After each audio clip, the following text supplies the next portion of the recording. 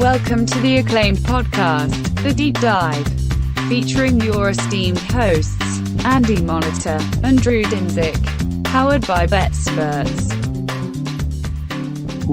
Welcome to The Deep Dive. We move up the expected standings of the NFC West, and we get to the most interesting team to talk about of all, the Seattle Seahawks. And I say that as a dyed-in-the-wool Seahawks bandwagon guy this year. I am very much expecting this team to take a monumental step forward defensively relative to where they finished last year, in part because last year I think their numbers and their performance didn't measure the talent on the team, in part because I like the talent that they added, but mostly because I believe in Mike Macdonald and his scheme being sort of the future of the NFL in terms of using space and misdirection to help defensive performance in the way that the Shanahan offenses have done for the offense. And I think I don't think that there are many avenues that you can evaluate sort of this regime and this roster and not see glimmers of hope. Small things where you're just like, that could be positive. This could be positive. If they fix this, if they fix that. And the things that are there to be fixed can absolutely be kind of addressed, I think, with returning players being healthy, with some scheme adjustments, and just in general a team that is being viewed now as clearly bottom half of the league could, they're kind of the quintessential team for me that's sort of in that third quartile, that you fix a couple small things, second quartile. You improve upon a couple things, first quartile. That's kind of where my head is at with this Seattle team as I look across the NFL with them. And I'm gonna play a fun game this whole episode then, because obviously we talked about this. We talked about it during the live episode. It's come on. We like McDonald for Coach of the Year. Everybody and their brother likes McDonald for Coach of the Year. We like Seattle to maybe surprise everybody and their brother. It is the hype team. I'll try to. I'm not even saying my ratings will be lower than yours. Maybe they are. But I will try to be devil's advocate on some of this stuff. Otherwise, This is just going to turn into a gush fest. Yeah, I will reference Andy's red team. I went for a walk today, and I popped on some podcasts. Listened to a weird Sumer Sports one where it was like the first 40 minutes was just this guy talking about his career as a scout. Nothing actionable. I'm coming back to that one. Maybe the second half's better, but I listened to a Chernoff one. Okay. Thank God he doesn't have the beat reporters anymore. Didn't love the beat reporters. Did you like his? I just like Chernoff Classic. Like just rip for 15 minutes, dude. That's what you're good at. Like, it was. I'm trying to think of a good analogy for that. It's just like it's like. Yeah. If you've gotten your fill of Deep Dive and Bet the Edge and whatever else, I like Bet the Edge as well. There is one other daily podcast that I have absolutely loved on this whole run up. Greg Rosenthal's NFL Daily. Oh yeah, the new one. Gotta get in. Yeah, gotta get in there. He did like an hour and a half or 2 hours on all the preseason games on Monday, and I think I listened to. I started it on 1.5. I missed some stuff. I ended up listening to it twice almost to get everything down. Yeah. But it's like just such a perfect aggregation because he used to write that sick column. And maybe he still does, and I'm just listening to it in podcast form now, so I'm not looking for the column. It's just notes and important stuff and nuggets and synthesis and synthesis of all the information. I'll listen to that one tomorrow morning. That's good. Yeah. There's some. I like Sumer Sports. That one episode was weird. I didn't really read the. Sometimes you go for a walk and you put your phone in your pocket. I didn't read the synopsis, and I wasn't quite sure where the episode was going. It was kind of interesting, but I'm like, man, I'm not taking anything away from this for this season. I should listen to some actual previews to see what other people. And it's funny because we're doing the Seahawks today. Chernoff ended up doing the Seahawks, and I had a big kind of disagreement with him. Oh, hit me. I'm curious. I don't think I could pull it. I'm trying to think of the other teams. I know Minnesota was one of them, but he was naming all the other teams that were in this 7.5 win total range. The third quartile. Minnesota, Vegas, like just all these teams. And he said, Mike McDonald is the best coach of all those. And he said, you could maybe make a case Kevin O'Connell is better than him. And I can't get, like, we like Mike McDonald as head coach of the year because of the upside and the expectations. But you can't go and do this sort of thing yet. I just kind of chuckled at that. I'm like, he's a rookie head coach. He could be, you know who else had really good schemes in Cincinnati? Mike Zimmer, terrible head coach. Terrible. Dan Quinn, we're giving him a second chance. Terrible head coach. I mean, not just defensive guys. There's been a lot of really good OCs that don't translate. Like, sure, hey, this he is might a different job. It's a completely different job. Like, you can't just say, hey, he might be one of the best head coaches of that group, because we've never seen him do it yet. He's really elevated two defenses, but man, managing anyone who's ever moved up in any company, it's like, oh man, this is a totally different job. This is like suddenly I'm managing a group of people, and this isn't nearly as fun. Okay, well, I'm a little out on the love fest that he's already great. We were early on it too. I mean, we liked him. So I hate to like dog on Mike McDonald. Well, this has Kyle Shanahan to San Francisco vibes, which is Shanahan was doing absurd things as an OC, and he gets hired by San Francisco and immediately brings the stuff that he was doing that was so special to the new organization. And you're hoping that that's the corollary here. It didn't work right away because there were still some roster problems with that Niners team. But once it did work, it was like, here, this is it. Like, this is the vision realized with different players with different strengths, and it's awesome. And I think that's probably where this is heading. Hopefully they're good enough this year to have him in the running for COY, but we'll see. And I think the other kind of keys here for me, at least, are like the defense. I feel like on paper is more talented than they performed last year by margin, right? And the market is rating this defense. You look at Unpredictable wherever, like, do your own market deconvolution. Like, the market says that this is a bottom 10, maybe bottom 5 defense, and I'm not even close to there. So I think ultimately that's kind of the key here, where that, like, it would be genuinely surprising if this is the 28th best defense in the league this year. Yeah. I have it below average. I have it as a below average defense. Obviously, there's plenty of upside given the scheme, but we've seen this. What was it, Michigan? Seen it, Baltimore. It's not something that happens overnight. There's improvements. I mean, I bet any preview you're gonna read that gets into like the Mike McDonald's ascension and what he's done over the last 4 years for several different defenses. Even what we see as kind of improvements year one, it takes like half the year. Yeah, and a big part of what he did and what he was able to do was getting the guys. Like Matabuke wasn't supposed to start over. What's his name? Like, getting the guys that he knew that could run his scheme into the right spots. And what we've seen from like the Pete Carroll team building, it's not the right kind of guys. It's not the versatile do-it-alls.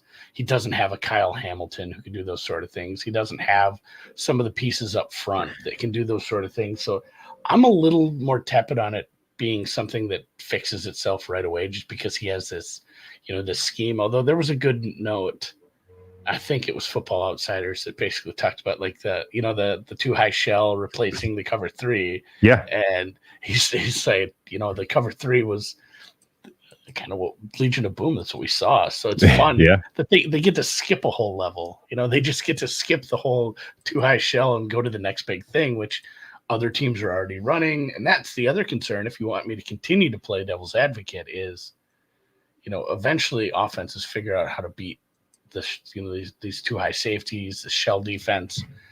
And it doesn't happen when one team runs it, because it's like, all right, we just got to figure out a half-ass game plan that day. But when 10 teams run it, suddenly you got to really start not only looking how to beat that defense, but how to build an offensive roster that can beat that defense. It becomes more of a infrastructure thing. And as more and more teams implement defenses similar, offenses are going to start to too. And I'm worried that by year 2, when he gets all those guys in place, there's going to be too many offenses that are better at beating this. So there's definitely some cold water to be thrown on him, but at the same time, like, he took some guys that, again, Matabuke being one of them, some guys that I didn't expect to be major stars. Like, again, we talked about this. They might have the best interior defensive tackle tandem there is right now. And you get to see, many people have mentioned this too, you get to see Michael Pierce drop back in coverage a couple times a game. Like, everybody was doing everything. It was very confusing. It was very, very just impossible to game plan. And, as we talk about how defenses can do this with the misdirection, the confusion, that was maybe what separates him from somebody else who's good at that, doing it in game. He was doing it on a more macro sense where they wouldn't even run the same kind of base defense from week to week. Yeah. Hey, guess what? We're a cover 4 team this week because that's what I like against you. There would be multiple different, like, just changing what, the scope of the base defense is this week. And that's what, and then when I say all this and all these things that sound so great and why it worked, it does sound hard to implement with a new team in a team that's been playing the same kind of defense for many, many, many, many years. But to your point, you have some good players. There are some good players. They brought in some other players. It feels like the potential's there, and it's just like, does the spark hit the tinder at the right time? And do we see this team turn around? Because I wonder if it is kind of like a Ravens 2 years ago, where, like, hey, halfway through the season, it just starts to click and things start ramping up. And the next year, it is a historically good defense over the last 20 years. So I will not. I thought you were going to go somewhere a little different, which is, you want to make a defense look great. You're going to be misdirection, have smart, versatile, all-universe players like Roquan Smith and Kyle Hamilton. It's a great way to do it. Not as easy to do it with presumably what you're working with in Seattle. But I do kind of look across who they have. And outside of maybe one player in the linebacking level, like, I see a lot of guys that can cover. Like, I see a lot of athletes. I see a lot of guys who can do multiple things. We know Devin Witherspoon is a little bit of a jack of all trades in terms of he wants to have his nose in the box. He wants to be a difference maker from a pass rush surprise standpoint. And I think just in general, the vibes, hearing beat reporters from camp, reading, seeing film, seeing them in preseason, like, all of it is immaculate. It looks like you've got the right guys that have immediately bought into the system and are fired up to be playing this way. And so I do think there is a non-zero chance that it takes off somewhat early this season, maybe not immediately out of the gate, although we'll look at their schedule and figure out if it's likely.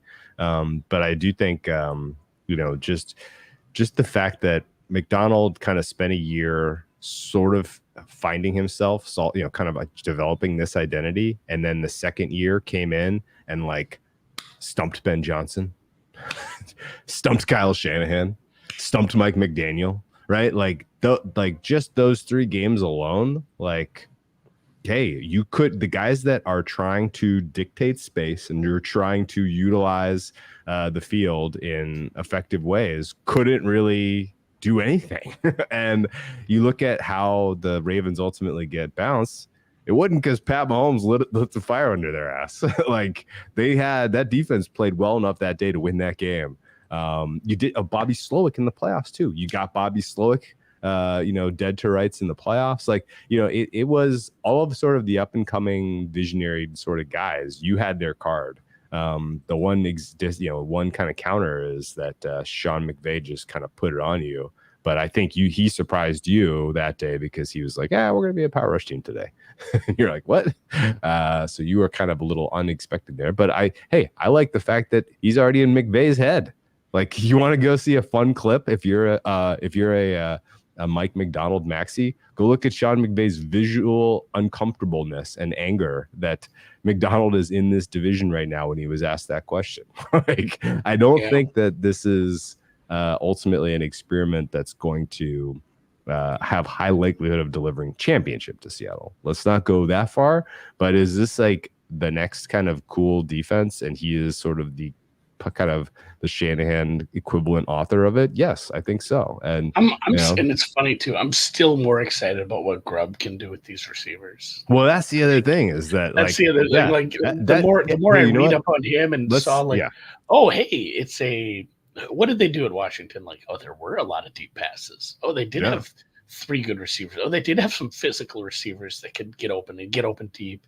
Like, always, Geno is like a top 10, in most metrics for like deep passing stuff. Like, it is kind of a decent marriage. It's funny. It harkens back to the days when you used to just like hire a guy from the local college too. Like, back in the 60s, like, just the coordinator from like the next state over, like, let's get some guy local. It's funny that they ended up with someone from Washington. But I'm excited for Grubb and what he can do in this offense, because I think that's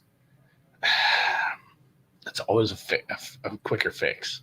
Yeah, for sure. Especially when you have the receivers in house already. Yeah, and I mean, people have given up on Geno Smith weirdly. Like, I don't understand that. Second half of the season last year, it was an inconsistent team, but again, it was an inconsistent team. But his specific performances over the second half of the season last year were Lamar Jackson-esque. Their dots are almost entirely overlapping on the CPOE EPA chart. He was only bested by Stafford, Prescott, Love, and Purdy. Like, those guys were all like in their bag that time of the year. So Smith was right in the mix there among the best quarterbacks. And I'm excited for Grubb. But you know what? Maybe the most excited part about it is that, like, speaking of Grubb, Pete Carroll doesn't have his grubby little hands on the offense anymore. Right? Like, McDonald seems to have gone out of the box for that hire, bringing Grubb in, and like seems to just be like, hey man, like, run good offense.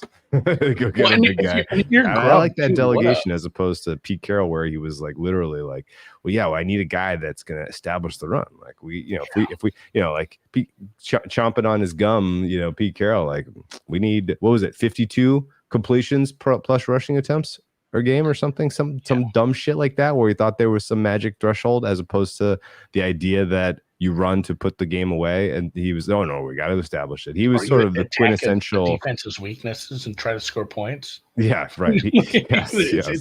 It's so simple sometimes, but they make it so hard on themselves. And from Grubb's standpoint, like, what an entrance to the NFL. Like, if you really believe in your skills and what you can do, and you say, like, I have a top half quarterback, I have 3 really good receivers, 2 good running backs. Yeah. Like, I'm a head coach in 2 years. Like, that's my mindset. Yeah. I'm going to fix this offense so quick. Yeah. Dude, he brought his offensive line coach with him. Like, literally, like, your job is super straightforward if you're Ryan Grubb. Yeah. And like, he was an offensive line coach before he started becoming. Before he was a. That's probably the biggest concern I have. So you get Charles Cross back, though.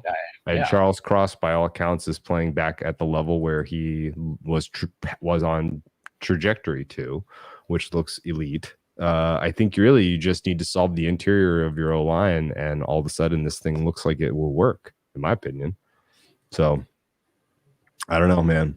I don't know. It's going to be tough to be the red team on this. I tried to be red team, and I still was gushing about, because my concern on the offense is obviously outside of like Noah Fant and Pharaoh Brown being your tight ends as offensive line, but he brought his guy with. Start naming Washington offensive linemen too that got drafted or will get drafted. All of them. Yeah. So I'm hopeful. I'm more hopeful for this. It's funny because everyone's keying in on McDonald fixing the defense. I think that's going to happen. It's just a little more long term. I think we can turn this offense around like that. Well, I'm excited to see it. There is no denying it. And let's go through our ratings and again, do your best to be the red team. And I honestly, like, looking at my numbers, I feel like I'm low. I feel like I'm low on everything. I went with 5 for QB OC, and honestly, this feels like the floor. I don't know much about Grubb and whether this will work in the pros, but Geno being at least league average, I would have high confidence in. He started practicing this week. Cardinal, and he's been ramping up pretty quickly. They got like 18 days or something like that till they start. I think he's towards ACL like 8 months ago. I think he's gonna go week 1. If he doesn't, I have like week 2 as his floor. Yeah. I went with the 5.5. 5.5. Okay. Maybe So a little more you're love a for little Grub. lower than we're both a Yeah, little lower than Arizona. Yeah, we are. He doesn't probably have the ceiling of Kyler Murray at his, peak of his powers, but he's very good. Grub unknown, but I'm hopeful. Yeah. Yeah. I think And your point if you of go him, to the I think backup, the things can fact get that real weird. I think the fact that Geno Smith has that he has the deep ball, particularly along the sidelines, that's a hard pass to throw. And there's a lot of quarterbacks who, if you can't make that pass, then your ceiling is capped, and he can make that pass. So I don't know ultimately if he continues to grow and mature and really thrives in this system, but I can absolutely see it happening, and I could see this number going up as we get into the season. So I wanted to start low somewhere, and that was where I chose to start low.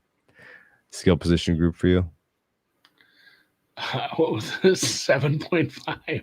Save 7.5 for me. Okay, I was gonna say if I'm red team and I'm higher on all these, it's not really gonna work. But I mean, just from 1, 2, 3, you can't do a whole lot better. You can do a lot better at 1. There are better wide receiver ones, but 1, 2, 3 down the board, and then having 2 pretty good running backs. Your weakness here is obviously tight end, but maybe that matters less when you have such good wide receivers.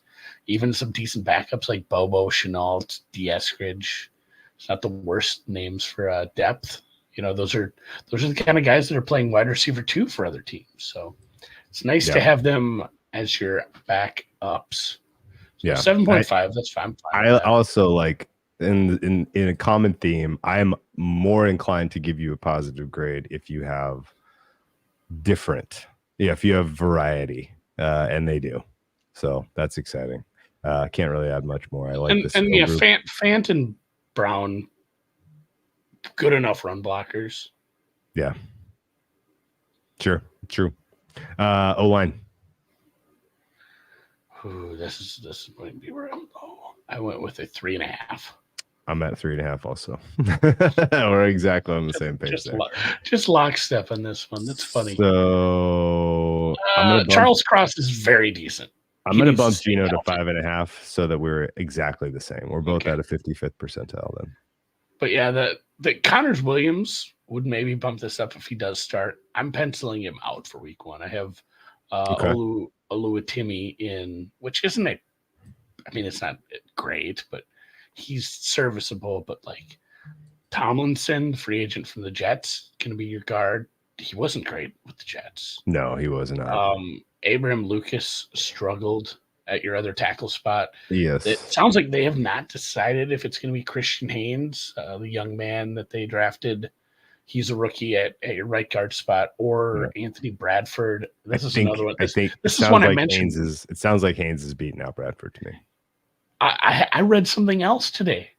Okay. I know. So that's where I landed, and then I seen something else. Be like, well, Bradford's getting more snaps with the ones now in camp or something. Okay. And again, I don't think it matters. They're probably about the same. Yeah, that's fair. Okay. Okay. But yeah, they had a 28th ranked pass blocking grade. They had a lot of injuries last year, so it makes it harder to grade. But Lucas hasn't been good. You got a lack of continuity throughout the middle, and Charles Cross needs to stay healthy. Yeah. The big problem, and this has been said on a million other places about the Seahawks, when they were facing 3rd and long last year, which was a fucking Pete Carroll problem, because that was how he wanted to run that offense. Run, get pressure. I digress. Yeah. On 3rd and long, they were sitting ducks. Like when they were facing, clear and obvious passing situations, you could scheme it up. You didn't have to scheme it up. You were going to generate some pressure, and that really unwound the whole offense. So I think the assignment is pretty obvious. Let's move to the defensive side of the ball. We're both at 55th percentile offense. Run stop for you is what? I keep losing my rating chart, so I made it colorful. 3.5. Oh, that's low. Oh, yeah. I didn't have very many good ratings on this. I didn't have a good rating overall for the team, when I looked at the grades, I didn't have a good win rate for most of these guys. And we're starting all over with a new defensive scheme. So Their run stop win rate last year was league average. Yeah, I have them as like, depending on the metric, I have them 17th, 20th, and 23rd in run defense. Okay. I like the additions. I mean, Leonard Williams is good. He's consistent, versatile, great. I don't know. I mean, everybody that I've seen has been winning their 1v1s in the joint practices and everything across the D line. So maybe I'm being a little bit optimistic here, but I'm at 5.5 here. I think you take a unit last year that was league average, you add a little bit of talent, and you add a Mike McDonald scheme, you can expect to at least be a bit better than average. So I'm at 5.5 for run stop. Yeah. Like you said, I have Williams. I have Leonard Williams, very good. Is it Tyrell or Terrell Dodson? Terrell Dodson. He is not a good run. He is your coverage ace. He's cleaning up tackling, but I would not count on him to be your run stop guy. He grades out somewhat okay, but he was out there a lot more for coverage, a little bit of pass rush, but other than that, it's like Draymond Jones, you're more of a pass rush specialist. Boye Mafe, you're a pass rush guy. Jerome Baker, I don't have good grades on coming in. Jaron Reed, it was another one of those where most of my grades were coming from the second and probably third level for run stop. So maybe I'll have to look at it again. When we're off by this much, I like to look at it, but 3.5 is where I landed. I struggled with this defense because there's been a bunch of turnover too. Well, yeah, you know why else we're diverging. They got rid of fucking Bobby Wagner. So for me, that's an upgrade. For you, it's like well, no, that's like Bobby Wagner is still okay. I don't know why. I think he got the future Hall of Famer benefit of the doubt ratings last year, in my opinion. I was not seeing it. Anyway, pass rush for you for the Seahawks is what? 5.5. Okay, I'm at 6. A little bit higher. We got more out of the Minnesota product in his second year. I think he had 9 sacks. Leonard Williams brings something to the table. Dotson coverage, he's more coverage, but when he's asked to blitz, he can get some pressures. Reed, Jones, Hankins. There were some decent pieces here, and they were okay. It wasn't a good scheme last year. It seemed a little haphazard at times. Jaron Reed. Jaron Reed has a good pass rusher. Yeah. So is Devin Witherspoon. Yeah, I didn't even get to the third level yet. And do we even count him do we count him as a third level guy? Yeah, exactly. Great question. Lined up, that's a fun one. I should look up exactly where you lined up before we get to coverage. But yeah, it's a good number, and hopefully it gets better. Yeah, their pass rush win rate last year was 16 with garbage scheme, as you mentioned. I think the additions and the progression of some of these young players is going to be enough to push them up to 6. So I went 6. Coverage for you is a 5.5. Okay, so this was by far the toughest for me to come up to, because you look at individual grades, separation, catch point stuff. You look at last 2 years. Look at Michael Jackson's numbers. They were all really good. Like individually, they were all really good, but for whatever reason, this team was an EPA fucking sieve in the passing game. I do not understand it. I know. So basically, I went 7 because I feel like I know these guys are good, and basically everyone can cover, and now you have somebody who can actually use the pieces correctly. I think. Trey Brown graded well for me. Reek Woolen graded well. Devin Witherspoon is obviously an interesting piece in the nickel, but definitely I struggle giving Reek Woolen a good grade. Did you? Okay. He got benched last year. I mean, I don't know what the hell was going on. Benched him. He wasn't good for big chunks of time, and he was hurt. That was a big part of that. So this is absolutely a floor grade that can go up if we see more out of him. If we see more out of Michael Jackson coming in when he's being used, when they're bringing in extra guys. Obviously, Witherspoon's a stud at everything he does. Trey Brown is good, but other than those two, It's like Dotson has to integrate pretty quickly for this number to go up, and then Woolen has to play like he did 2 years ago. So yeah, if you take the 2-year sample for Woolen, I bet it looks better. it looks great. His dot is like hovering around Marshawn Lattimore and Derek Stingley and the Darius Williams. Like these guys are good, and that's where he's at. So I honestly don't understand what happened to him last year, and basically every piece of news and buzz coming from camp sounds like he's having a great camp. And I'm reading that for a lot of teams, for a lot of players. It's that time of year. This is absolutely. What's funny is there was an entire team today where there was not a single thing of buzz, and it was the New York Giants. My God, they have very honest beat reporters because they will absolutely the joint practice between Seattle and Tennessee last week. There wasn't a lot of positive buzz about what Tennessee was doing. But did you see the joint of the clips of Brees? No, I didn't. I gotta go check them out. That's somebody. Oh, that's brutal. Giants may be legit bad. Yeah, they may be bad. But no, the clips that I saw last week of Seattle, Tennessee, like you had Reek Woolen locking down Calvin Ridley, did a great job. Then they put him on a bigger body. He did a great job. Like he showed a lot of versatility, I thought. And these were the type of drills where the wide receivers have the advantage, and he was pretty solid. So, I think I'm fine sticking with the 7. You're at a 5.5. So your defense overall is just below average. I'm at a 62nd percentile. So I'm basically trying to imprint a lot of what the delta between talent and grades for Baltimore last year. I'm hoping that a lot of that carries over, obviously. So when a lot of these guys hit their peak, we'll see. I'm happy to start low. Okay. Because we didn't see it from a lot of guys. Okay. Special teamos. Special teams is another 5.5. Jason Myers, good enough. Michael Dixon, one of the better punters. Good punt coverage, too, though. They just have good punt coverage. And then Laviska Shenault, and then one of the Ds. Double D at punt return. D. Eskridge, D. Williams, one of those two guys. I think they all had pretty decent numbers. Cool. Above average. Intangibles? 4. Okay, so this was my last chance to give them a little bit of a nudge, so I gave them a 7.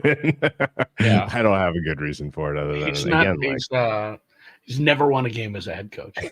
Well, he's also from the Harbaugh tree, though, so expecting him to deviate tremendously from what Harbaugh did analytically. And hey, you got the 12th man. You got a lot of positive things intangible up there for Seattle, in my opinion. Team's got to travel a million miles to come see you. That's true.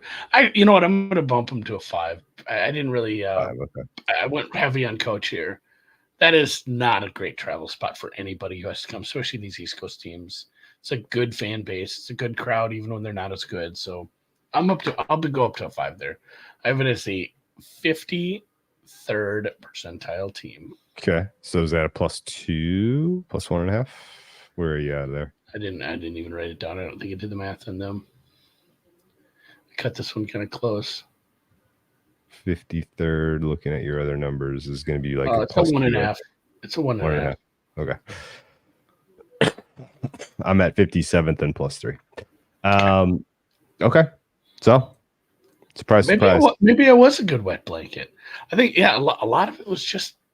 Well, you're just throwing a lot of water on the defense, and honestly, if your synthesis, if your thesis is right, which is it's going to take time to get the most out of these players, then them being a little below average to start the year and kind of building into it as we get there is reasonable. Yeah. And I'd rather getting this to I would much rather 12th.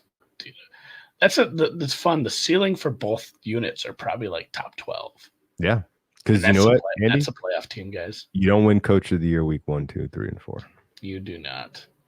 Although, as we look at this schedule, that's when he would be stockpiling wins. Yeah, he gets this. I don't know even how easy it would be to find this. I'm trying to think where we'd go. Maybe Football Reference, but facing rookie quarterbacks the first 2 weeks of the season. Yeah, that'd be fun. Especially a little trivia. especially Sure. as a rookie head coach. Like, some of these guys come in, oh, they got Mahomes and whatever first 2 weeks. Like, rookie. You can do a lot worse than going rookie. And it gets tougher after that. You got Tua. You got Detroit on the road. It's early. It's a primetime game. Maybe that's a pencil it in as a loss. But there's a bunch of winnable games in the schedule. And like I said, it's absolutely playoffs. Like, is your ceiling. Getting into the playoffs. Maybe not winning this division, but getting in as wild card. And, if it is a defense that's getting better over the year. And, same thing with the new offensive coordinator. If they're kind of peaking at the right time, it's going to be the proverbial overused cliche of, it's a team nobody wants to see. Nobody wants to face them this time of year, even at home. Like, the Cowboys gotta hate to see Seattle coming to town. Yeah, I'll tell you this: the rest in the travel looks kind of rough for them, particularly at the end of the season. So I think it's pretty important that they get off to a good start. There could be a time that this is a bet against as we get later on. What's the bellwether game for you here as you look to like the early part of the season to like gauge how far the defense has come along? I think there's an obvious answer. I mean, it's probably your first Niners game. That's a primetime game. That's such a shitty spot, though. It's a Thursday night game for a first-time head coach. Eek. Yeah, yuck. Probably Detroit then. Detroit. You get an extra day. You get an extra day to prep. Your defense has had all preseason and 3 weeks to figure out what they are, and you're going up against a good offense on the road. And if the defense if they look fucking shell-shocked there, I'm not sure I'm buying more stock in this team until I actually see it, or 2025. Okay, so Detroit was the answer I was looking for. Miami might have been similar, interesting answer because at least you're at home there, but I don't know that you have the speed to match up with Miami. We'll see. Detroit's the interesting answer because Detroit the last 2 years hung 45 and 31 points on you by memory. Like, this Detroit team had no problem shredding you the last 2 years. And and you know what the Detroit team had very, very many problems doing was doing anything against Baltimore. And on the road, you're a decent dog like that. That's the one where if you come out of that game and you've held Detroit's offense to, say, I don't know, 20 anything, honestly, you're probably thinking like we've made a meaningful step forward relative to last year. Yeah, I can live with that. But another tough schedule just based on some of the teams you play, especially your own division. And as much as I tried to post this as a team that, the team that nobody wants to play, if you don't win this division, if you don't have the upside that gets you to that ultimate pinnacle, but you make the playoffs, you're going road to, it'll be a playoff game will be your third straight road game at Chicago in late December in Chicago. Not fun. At the Rams, and then probably at, wherever, Dallas, Philly, Detroit, Green Bay. Imagine going Chicago, Los Angeles, Green Bay 3 weeks in a row ish. Yeah, it'd be terrible. It makes it harder for me to like get excited about like anything NFC or any of the big futures. 100%. In fact, that Seattle Rams game, week 18, that kind of feels like a play-in game, right? Yeah, that might be like winner gets the 6th seed, losers out. We'll get to the Rams tomorrow, but like, make no mistake that despite some questions about San Francisco, they are still clearly the team to beat in the NFC West. And so ultimately the Seattle Rams game to me feels like it could be that decides, a wild card spot potentially, which would be fun. Might be your primetime game week 18. Honestly. Yeah, winner gets a playoff game, loser gets a middling draft pick. Yeah. Yep. I don't know. Any other thoughts? How about that big ass pink spot there? Yeah, they got to play two teams coming off their bye, Arizona and the Jets. The Jets are coming off on the road in New York. Yuck. Yeah, they have two really nasty spots. The second Jets straight week like that, it's a kiss of death spot. Oh, well, yeah, the Niners and the Jets game, and then also like your bye kind of being neutralized by your toughest road game of the year. Yeah. So there's some nasty spots. The extra data prep for Detroit is nice. 2 short weeks isn't.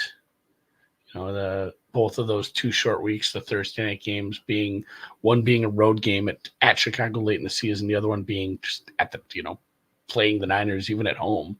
Yeah, that's just not fun to begin with. So especially if that defense hasn't properly gelled yet and they get just purdied up and down. Yeah, that's going to be nasty. Although Purdy chances of Purdy seeing ghosts. Let's see. Last time he went against Mike McDonald, he threw like 80 picks. That is true. We'll see if Kyle Hamilton shows up for that game. He's so good.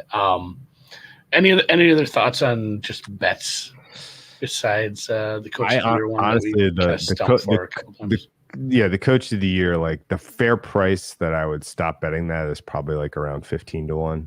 If you're listening to this and it's gotten below that at some places for sure. Yeah, if you're listening to us gush and you look it up and you're seeing like 12, I don't think there's much reason to sprint and grab 12-1 for that bet. Like there's a lot of things that are going to happen over the course of the season. You could very well get better than that number in season, and it wouldn't shock me. So I think it's probably pumped the brakes a little bit. Just know that if you like listening to this podcast and Seattle does do well this year, you're going to hate listening to us talk about Seattle because there's going to be a lot of pumping that gas. Got to do it. You got to do it. I don't think realistically there's any other awards markets that I'm that keen on other than Byron Murphy, D. Roy. I think he should be your second choice after Latu, in my opinion.